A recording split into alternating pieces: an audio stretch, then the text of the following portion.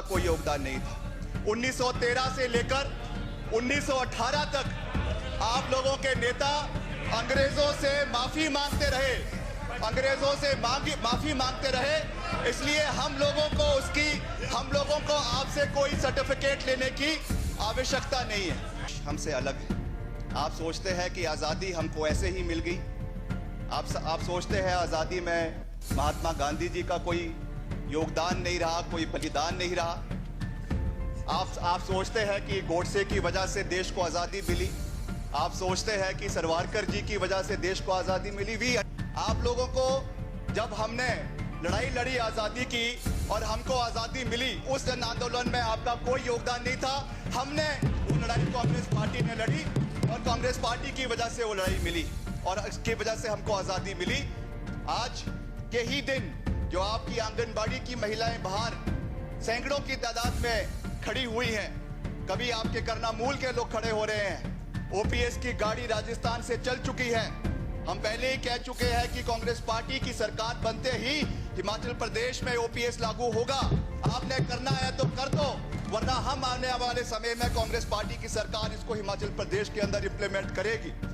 और जहां तक इस पुलिंदे की बात है, ये आंकड़े जो आप बोल रहे हैं, ये आपको याद रखना चाहिए कि 3000 लोगों की दुखद मृत्यु के बाद आप लोगों की आंखें खुली, जिसके बाद आपने ये वेंटिलेटर और ये ऑक्सीजन कॉन्सेंट्रेटर हिमाचल प्रदेश के अंदर लगाए। अगर कोविड के पहले वेव में आप लोगों की आंखें खुली होती, कोविड के पहले वेव में अगर ऑक्सीजन कॉन्सेंट्रेटर्स प्रदेश के अंदर उस मात्रा में लाए गए होते, उस समय अगर आपके प्लांट्स लगाए गए होते, तो ये परिस्थिति आज हिमाचल प्रदेश की नहीं होती।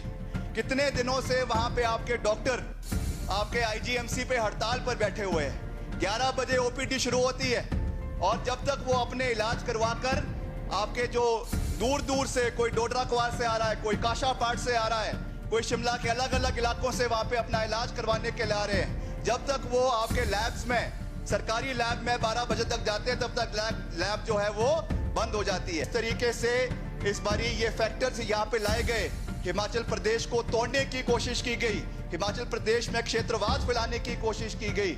ये बहुत दुख दर्द बात है। मैं ये बात इसलिए यहाँ पे कर रहा हूँ because we are saddened. It is over the period of time Virbhadra Singh ji was chief minister of Himachal Pradesh for 6 tenures. He always spoke for the people of Himachal Pradesh. मगर जिस तरीके से इन चुनावों में किसी क्षेत्रवाद को फैलाने की कोशिश की गई, ये स्थान हमारा है, ये हमारा रहेगा, ये मंडी हमारी है, या कुल्लू हमारा है। We must not forget that we are here because of the people of Himachal Pradesh, because of our electorate. और ये किसी का नहीं होता है। जो हिमाचल प्रदेश के लोगों का सेवा करेगा, जो पार्टी सेवा करेगी, जो लोग सेवा करेंगे, जो नेता सेवा करेगा, उसका है। ये हिमाचल प्रदेश के लोगों का है। ये मंडी किसी की नहीं है, या किन्नौर किसी का नहीं है, या लाहौल स्पीति किसी का नहीं है। It is of the people of Himachal Pradesh. और ये सेंटिमेंट्स हमेशा देश के अंदर और प्रदेश के अंदर जीवित रहने चाहिए सरकार द्वारा, कि जो अधिकारी इस तरीके की बंदरबांट को रोकने की कोशिश करेगा, हमने उसका हाल अभी चीफ सेक्रेटरी जो पहले के थे उनका देख ही लिया है। मैं नाम नहीं लेना चाहूंगा कि इस तरीके से because of selective government policies and discrimination of certain areas, the bureaucracy had to bear the brunt of that. This is not in the interest of the state.